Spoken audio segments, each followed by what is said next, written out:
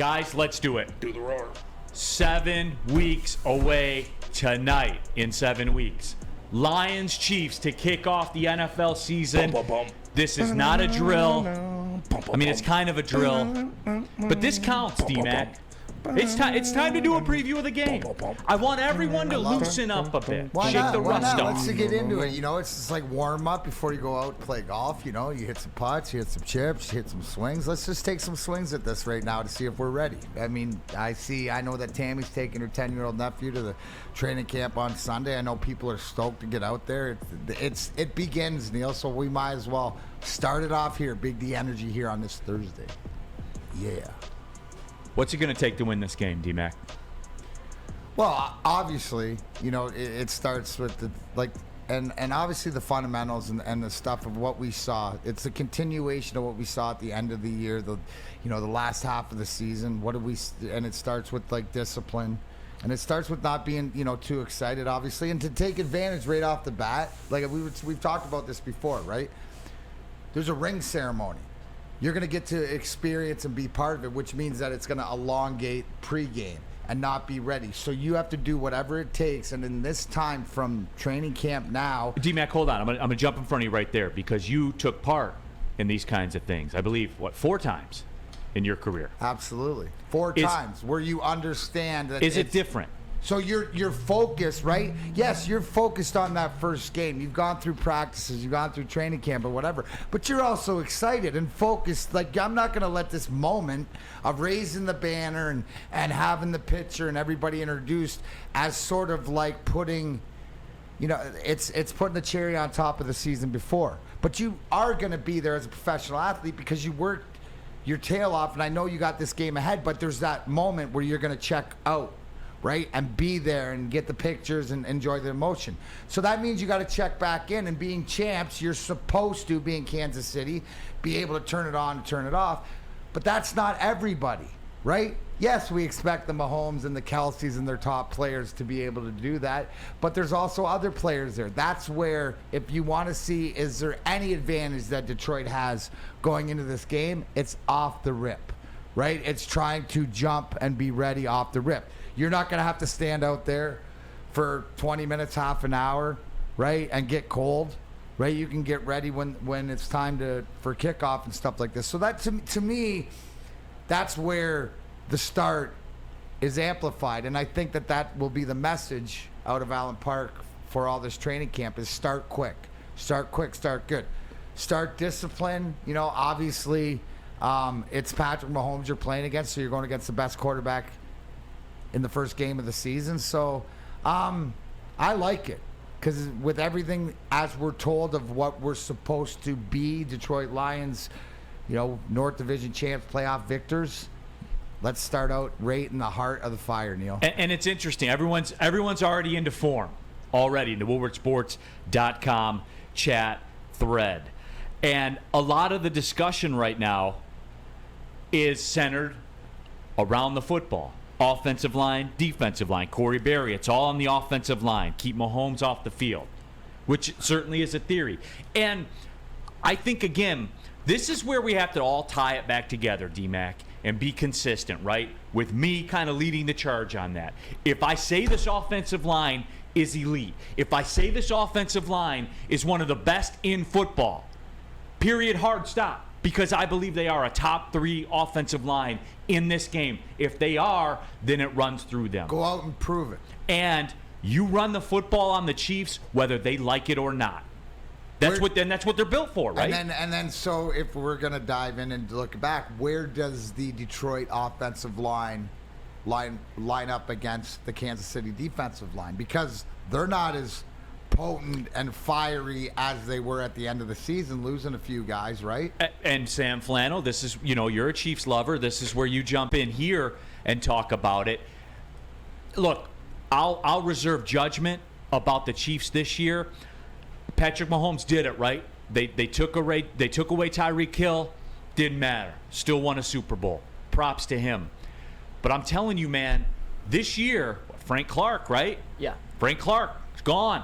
He is gone. Orlando Brown Yes. Jr. on the offensive line, gone.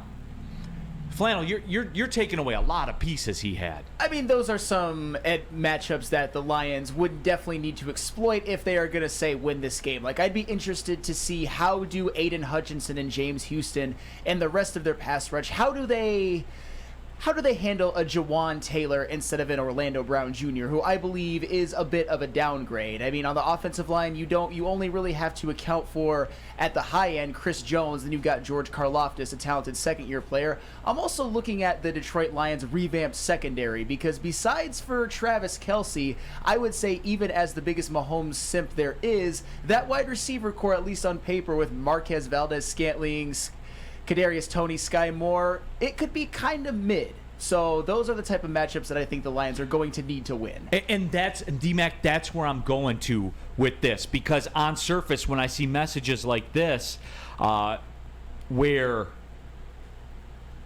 people talk about the Lions defense, GW the Kid, Lions defense will win this game. They have to create turnovers and limit Kelce. And on the surface, you think, it's the Chiefs at Arrowhead, man. Nobody walks in there and does that outside of the Raiders on occasion. For whatever reason, the Raiders seem to be able to do it, but nobody else can. But D-Mac, the moral of that story is, for as aggressive as that sounds, when you start breaking through the Chiefs, and again, we're just getting this thing started, but as Sam Flannel talked about, Kadarius Toney, Valdez-Scantling, Sky Moore, obviously Travis Kelce is great. Isaiah Pacheco. I mean, these names ain't what they used to be. And I say ain't for effect. Yeah, but still, we are unproven. We on paper, we're a lot better. We think we know what we have, but obviously we got a rookie middle linebacker, the linebacking court. Like, we think we've gotten better, which we have to get better because we were awful last year. But you're going against the best quarterback, coach, tight end. You know, this offense clicks. These guys on the same page. We're going to find out real quick where we're at with this defense. And yes, the offense has to control the ball to keep it off the field, but that's what Kansas City does in their home track too. So to me, it's starting off quick, you know, throwing a wrench in their plans. Discipline is without a doubt that number one key. You can't give the free possessions, you know, the third downs and giving them up. So we will find out early just if we got straw or we got brick. Like, is this defense, have we improved enough against the run? You know, Patrick Mahomes, you don't think of him as, like, you think of him as mobile, but you don't think of him as the Josh Allen or Lamar Jackson running, but he could still run. But if we limit him and eliminate that, it just, I like this because, you know what, Neil? Not only obviously going against the best in the league first game, it gives you a great report card of where you're at right early in the season. Now, do I expect the Lions to go in there and get blown out like maybe they would have in the years past? No. But they're up against it. And what's the spread? 7 still? And that doesn't lie. But do I think they can cover, and do I think they have a chance to win? Yes. And it starts off on Sunday. So they'll prepare for that. I think that'll be the message, and that's what I would ask Coach Dan Campbell, what imperativeness, and probably say fast start, fast, disciplined start. Ryan's reaction, WoodwardSports.com chat thread. And this is a fair question, and I'm curious to get people's response. What's to stop the better quarterback and better head coach from keeping the ball away from our offense against, he says, terrible defense? How about unproven? Well, that's fair. And he's right, terrible, because that's sort of, you know, improving from last year. Now, obviously, with what we've added, it should be much improved, but we haven't seen it yet. But he's not wrong, Neil. No, right? He's not wrong. It's a valid question. It's a valid question. Greg Rounds heard it here first. TK85 will have the game-winning touchdown. I hope so. And will earn a new contract. Fill her up, baby. That'll be a fill her up, Sam Flannel coffee bet. I still owe Spenny coffee, man. I keep forgetting about that. It's all right. Well, no. Now it's matured into a bourbon. Yeah, that's fair. Spenny or a tequila. That is fair. Jack Harrington, TK85. Here we go, Flannel. TK85 will have one. We're trying to do an NFL preview. The too early week 1, And TK85 has taken over the chat. Flannel, your thoughts? Oh, well, I will just say this. There is a certain wide receiver the Lions just added that we'll talk about in a later segment that may limit some of TK85's targets. Just a little sneak preview Just needs there. one.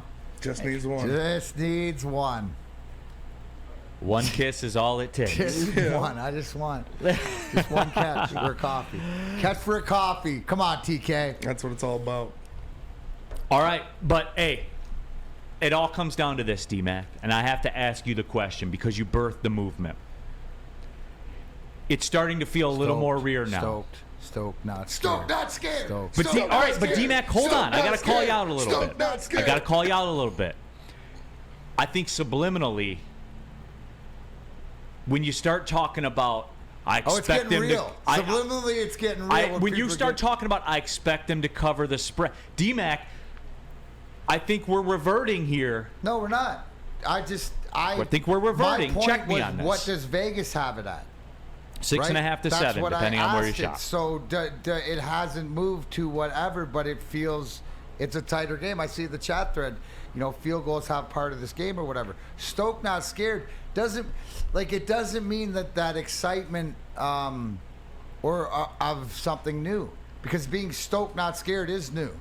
But we're all in. We have nothing to lose, and I like this team and the coach and everything else. So, it's becoming real, Neil. Like the fact that we start talking about it, then your juices start flowing, and we're still 7 weeks away.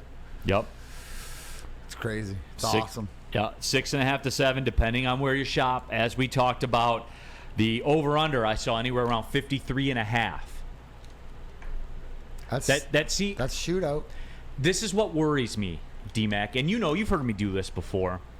Spreads are a glimpse, I think. Now, are they really at their core? Are they just a matter of public opinion and manipulating public opinion? To some degree, yes. What that tells me is I am a little concerned about the Lions' ability to score points in this game, because I know it's the NFL, right? And you don't see over-unders 56, 57, 58. You don't see that. I get that. It's just that seems too easy. Who's going to bet the under in that game? For real. Who's going to bet it? Who's going to look into a camera and says, take the under? That's the under sort of is in play. Do you expect? So, what are you expecting? KC to put up 40 and the Lions to put up like 17? No, it's just because when you start working backwards, Kansas City's at home. Do you expect them to get in the 30s? I would have expected the spread to be bigger, with Kansas City being the Super Bowl champions and it's a non-playoff team coming into home.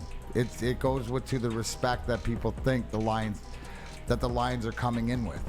It's going to be close, right? And so the expectations is what Kansas City lost or whatever that Detroit's going to exploit. You look at too, Neil, and maybe this conversation argument, but does the addition of Denzel Mims and what he brings to this team with his 4.3 speed for having James Williams, doesn't that sort of to put the narrative back and to your question, who's going to bet the under now? Right? Because before that, I could see it. But again, Brad Holmes going out and doing what you need to do to add the assets needed to get off to a great start.